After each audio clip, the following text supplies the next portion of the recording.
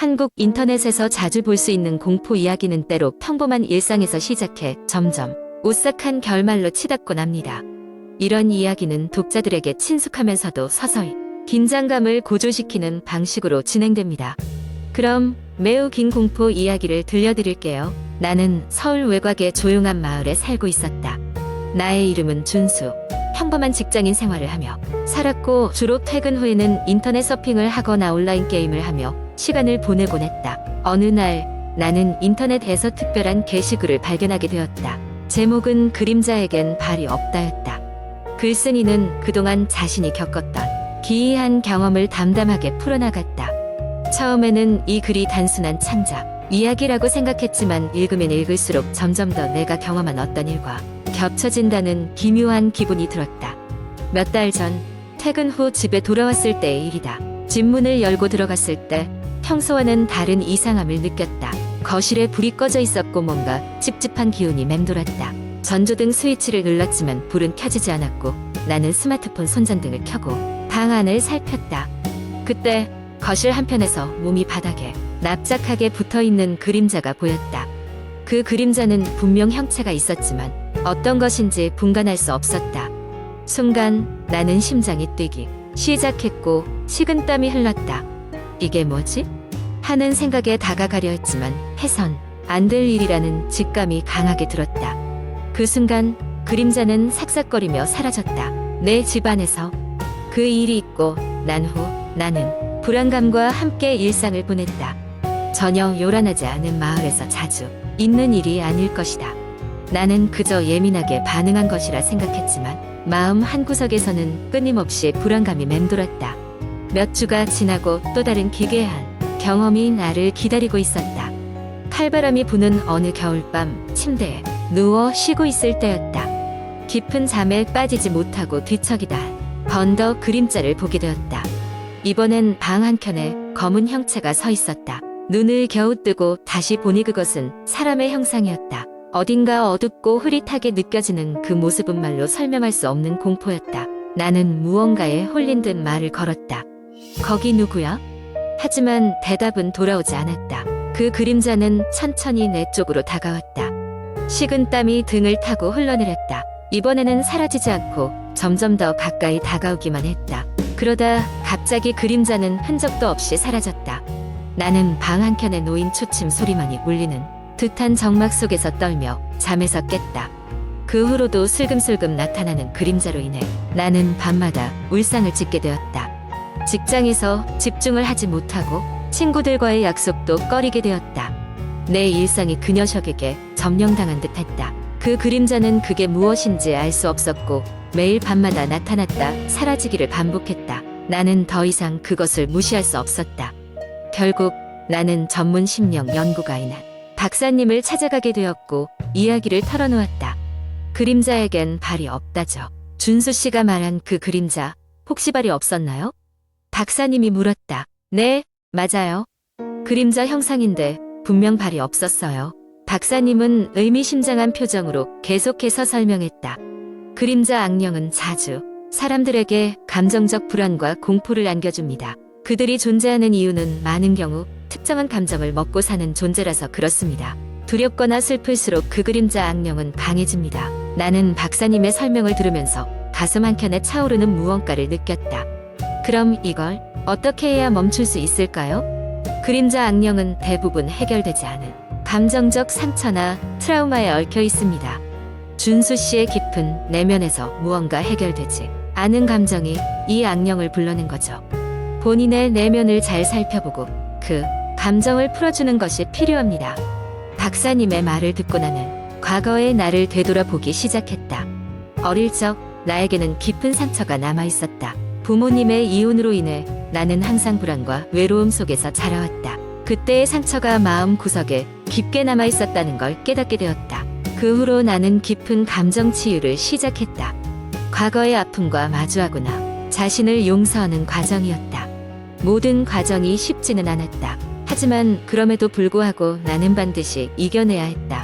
내 일상을 되찾기 위해서. 몇 달이 지나고 나는 드디어 그림자 악령이 다시 나타나지 않음을 느꼈다. 어느덧 그림자가 사라지고 내 방은 더 이상 음습한 기운이 맴돌지 않았다. 나는 이 모든 경험을 통해 하나의 진리를 깨달았다. 어두운 그림자는 결국 내 내면의 상처에서 나타났다는 것을, 그리고 그것과 마주하고 치유하는 과정에서 비로소 그 그림자와 이별할 수 있었다는 것을. 그 이후로 나는 더 강한 사람이 되었다. 어둠 속의 그림자를 두려워하지 않고 내 내면의 상처와 정면으로 마주할 수 있는 용기를 갖게 되었다. 이 이야기를 통해 나처럼 각자의 그림자와 싸우고 있는 많은 사람들이 조금이라도 위로를 받을 수 있기를 바란다. 세상 모든 그림자에도 결국엔 빛이 들어올 때가 오기 때문이다. 두 번째 이야기. 어느 날 작은 시골 마을에 살고 있던 한 남자가 있었다. 그의 이름은 민수였다. 민수는 도시 생활이 힘들어져 부모가 살고 있는 시골 집으로 다시 돌아온 지 얼마 되지 않았다. 마을은 작고 조용했으며 주민들은 서로 잘 알았다. 그래서 민수가 돌아온 것을 금세 알아채고 환영해 주었다. 민수는 그런 따뜻한 마을 분위기에 만족하며 새 출발을 다짐했다. 그런데 민수가 돌아온 지 며칠 되지 않아 이상한 일이 일어나기 시작했다. 밤마다 늦게까지 컴퓨터로 작업을 하던 민수는 새벽 2시 무렵이 되면 항상 차가운 바람 소리를 듣게 되었다. 처음 며칠은 창문이 열려 있는 줄 알고 별로 신경 쓰지 않았지만 확인해보면 창문은 닫혀 있었다. 바람 소리는 점차 힘을 더해갔고 결국 귀신이라도 나타난 듯한 오싹한 기운마저 감돌기 시작했다. 마을 주민들에게 물어보니 그 부근엔 예전부터 무언가가 있었다고 전해 내려오는 소문이 있었다. 오래전 이 마을에는 한 부유한 가문이 살았는데 그 집안의 막내딸이 어느 날부터 이상한 증세를 보이기 시작했다. 그녀는 매일 밤이 되면 누군가 자신을 쫓아오고 있다는 환청을 들었고 점점 정신적으로도 피폐해져 갔다. 결국 그녀는 어느 날 새벽 집 근처 숲 속에서 시신으로 발견되었으며 그 후로 그 가문은 몰락했다고 전해졌다. 민수는 처음엔 그런 소문을 별로 믿지 않았지만 점점 더 상황이 심각해지자 마음이 괴롭게 됐다. 그는 어두운 기운을 몰아내기 위해 집 안을 청소하고 성경도 읽으며 다양한 방법들을 시도했다. 하지만 고요한 새벽에 나타나는 차가운 바람과 환청은 사라지지 않았다. 가을이 되어 날씨가 점점 쌀쌀해지던 어느 날 밤, 민수는 또다시 작업을 하던 중 울림소리와 함께 집 전체가 떨리는 것을 느꼈다. 그리고 갑자기 컴퓨터 화면이 꺼지더니 다시 켜질 때는 화면에 낯선 여자의 얼굴이 비춰졌다. 그녀는 눈을 크게 뜨고 민수를 응시하고 있었다. 민수는 깜짝 놀라 얼른 컴퓨터를 껐다. 그러나 컴퓨터는 바로 다시 켜졌고 이번엔 얼굴이 더 가까이 다가왔다. 공포에 질린 민수는 컴퓨터와 전기 코드를 모두 뽑아버렸지만 여전히 그 여자의 환상이 계속 머릿속에서 떠나지 않았다. 그는 집 밖으로 뛰쳐나갔다. 달빛이 밝은 밤하늘 아래 마을의 한 구석에서 어렴풋이 여자가 보였다. 그녀는 마치 민수를 기다리고 있었던 것처럼 미소를 지으며 접근해왔다. 민수는 다급히 뛰기 시작했다. 마을 중심을 벗어나 숲으로 들어갔다. 발걸음 소리가 무거운 밤 공기를 가르며 계속 이어졌다. 이미 귀신의 존재를 확신한 그는 목숨을 걸고 도망치기 시작했다. 그리고 잠시 뒤 큰 나무 뒤에 몸을 숨기고 숨을 고르고 있었다. 그러나 여자의 목소리가 그의 귀에 들려왔다. 왜 나를 두고 갔어? 민수는 주위를 둘러보았지만 그 여자는 아무데도 보이지 않았다. 그러나 목소리는 점점 더 가까워졌다. 널 기다렸어. 도망칠 길을 찾다가 그는 그만 발목을 비틀려 도로에 넘어지고 말았다. 아픔을 참고 고개를 들어보니 그 여자가 바로 앞에 있었다. 그러나 여자의 표정은 더 이상 미소를 띠고 있지 않았다. 그녀는 슬프고 고통스러워 보였다. 내 이야기를 들어줘. 민수는 한동안 침묵했다. 그리고 울먹이는 목소리로 겨우 물었다. 대체 무슨 일이 있었던 거야? 그 여자는 눈물을 흘리며 설명하기 시작했다. 그녀는 죽은 그 가문의 막내딸이었고 살아생전 자신의 가족에 의해 고문을 당하고 결국 살해되었다는 것이다. 그녀의 영혼은 복수를 꿈꾸며 여기 머물러 있었지만 그녀를 이해해주고 마음이 상처를 치유해줄 사람을 찾지 못해 지금까지 헤매고 있었다고 한다. 민수는 그 이야기를 듣고 마음이 아팠다. 그는 여자의 영혼을 위로하며 눈물로 복수보다는 평안을 찾기를 소원했다. 그 순간 여자의 영혼은 빛으로 변하며 사라졌고 더 이상 차가운 바람 소리나 환청은 들리지 않았다. 그 후로 민수는 다시 평온한 일상을 되찾았다. 마을 사람들도 사라진 이상현상에 대해 의아해했지만 민수가 상황을 설명하자 그들은 모두 이해했다. 민수는 여전히 그날 밤을 잊지 못했지만 더 이상 두려워하지 않았다. 마음속 깊은 곳에서 영혼을 위로한 기억은 오히려 그를 굳게 해주었다. 이후로 민수는 그 막내딸의 영혼을 위해 작은 기도방을 만들고 매일 그녀를 위해 기도했다. 그리고 그녀를 위해 평안을 기원하는 마음으로 살았다. 그녀가 남긴 이야기는 그의 가슴 속에 깊이 새겨져 있었다. 그렇게 시간이 흐르며 그의 새로운 시골 생활은 진정한 평화를 찾아갔다. 세 번째 이야기 나는 친구와 함께 캠핑을 하러 갔다. 이곳은 산속 깊은 곳에 위치한 비밀스러운 장소로 인터넷에서 찾은 지인이 추천해준 곳이었다. 지인에 의하면 이곳은 아름다운 자연 경관과 맑은 공기가 특징인 곳이었다. 그래서 우리는 음식을 잔뜩 챙겨서 계획적으로 떠났다. 산속으로 들어가며 점점 더 깊은 숲으로 빠져들었다. 길을 잘 찾기도 어려웠지만 결국 지도에 표시된 곳에 도착했다. 생각만큼 신비롭고 아름다운 곳이었다. 탁 트인 하늘과 푸른 나무들, 그리고 멀리서 들려오는 물소리는 매우 평화로웠다. 우리는 텐트를 치고 불을 피우고 음식을 준비했다. 밤이 되자 주변이 깜깜해지고 공포감이 약간 밀려오기 시작했다. 그러나 친구와 같이 있으면 걸리적거리는 두려움도 웃어넘길 수 있었다. 우리는 서로 유령 이야기와 공포썰을 나누며 시간을 보냈다. 하지만 그때 갑자기 나무 가지가 바스락거리는 소리가 들려왔다. 처음에는 우리의 농담이라고 생각했지만 소리는 점점 가까워졌다. 야, 누군가 우리 주변에 있는 것 같아. 나는 조용히 속삭였다. 친구는 손전등을 켜고 주변을 살폈다. 아무도 없었다. 아마도 동물이겠지. 신경 쓰지 말자. 그는 나를 안심시켰다.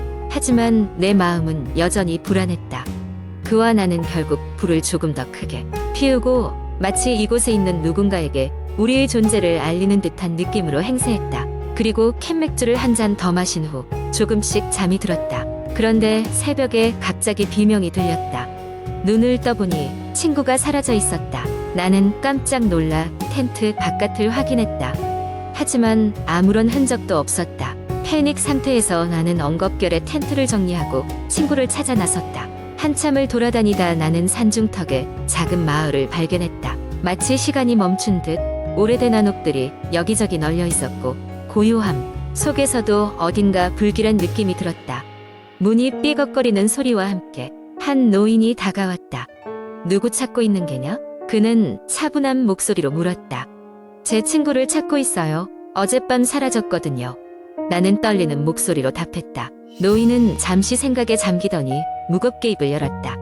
여긴 저주받은 곳이란다. 옛날에 이 마을에 큰 재앙이 닥쳤지. 마을 사람들은 끔찍한 병에 걸려 하나둘씩 죽어나갔다. 그 후로 이곳은 사람들이 기억 속에서 잊혀졌단다. 그리고 지금도 이곳을 찾는 이들은 영원히 돌아오지 않는다고 전해진다. 나는 노인의 이야기에 기겁했다. 그의 말을 믿지 않을 수 없었다. 마치 그는 우리의 운명을 알고 있는 듯했다. 갑자기 등 뒤에서 소름 끼치는 목소리가 들렸다. 그를 찾고 싶다면 대가를 치러야 한다. 목소리는 딱딱하고 차갑게 그리고 비인간적인 음색으로 들렸다. 나는 돌아보기도 무서워 고개를 숙였다. 그때 노인이 내 어깨를 잡아 끌며 속삭였다. 여긴 내가 있을 곳이 아니란다. 빨리 떠나거라. 나는 차가운 땀을 흘리고 있었다. 그래도 친구를 찾지 못한 채로 이곳을 떠나기에는 마음이 편치 않았다. 하지만 한편으로는 노인의 말이 옳을 수도 있다는 생각에 고민이 깊어졌다. 그 순간 나뭇가지가 부러지는 소리가 들렸다. 나는 뒤를 돌아봤다. 거기에는 친구가 서 있었다. 하지만 그의 얼굴은 평소와 전혀 다른 무표정한 얼굴이었다. 그리고 그의 눈은 허공을 바라보며 빛이 없었다. 친구야, 여기 있었구나. 무사해서 다행이다. 나는 소리를 지르며 달려갔지만 그는 아무 반응도 없었다. 손을 뻗어 그의 어깨를 잡았다. 그런데 손에 닿는 그의 살은 마치 차가운 돌처럼 단단하고 생기 없이 느껴졌다. 나는 그의 눈을 찬찬히 살펴보았다. 그리고 서늘한 한기를 느끼며 깨달았다. 이 친구는 더 이상 나의 친구가 아니었다. 그저 이곳의 저주에 사로잡힌 또 다른 희생자일 뿐이었다. 그 순간 마을의 모든 문과 창문이 일제히 열리며 그 안에서는 수많은 눈동자가 나를 응시했다. 나는 급히 발길을 돌려 뛰기 시작했다. 뒤에서 들려오는 비명과 울부짖음이네 귓가를 맴돌았다. 숨이 가쁘게 몰아쉬며 주위를 둘러보니 더 이상 마을에 흔적은 없었다. 그러나 다시는 그곳으로 돌아가고 싶지 않았다. 나는 끝없는 두려움과 혼란 속에서 정신을 잃고 말았다. 눈을 떠보니 나는 병원 침대에 누워 있었다. 경찰과 의사가 주변을 둘러싸고 있었다. 당신을 발견한 건 산악 구조대였습니다. 혼자 깊은 산속에서 쓰러져 있었다고 하더군요. 경찰이 설명했다. 나는 친구의 행방을 물었다. 하지만 아무도 그의 존재를 인정하지 않았다. 구조대원들도 나만을 발견했다고 하며 친구에 대한 모든 기억은 마치 꿈처럼 희미해졌다. 결국 나는 그날의 경험을 누구에게도 설명할 수 없었다. 그저 인터넷 커뮤니티의 공포, 썰로 올릴 뿐이었다. 얼마나 많은 사람들이 내 이야기를 믿을지는 모르겠지만 나는 지금도 그 산속에서 벗어나지 못한 채 꿈속에서 친구의 차가운 눈동자를 마주하며 잠을 깨곤 한다. 그리고 나는 다시는 그 저주받은 산속에 마을에 발을 들이지 않을 것이다.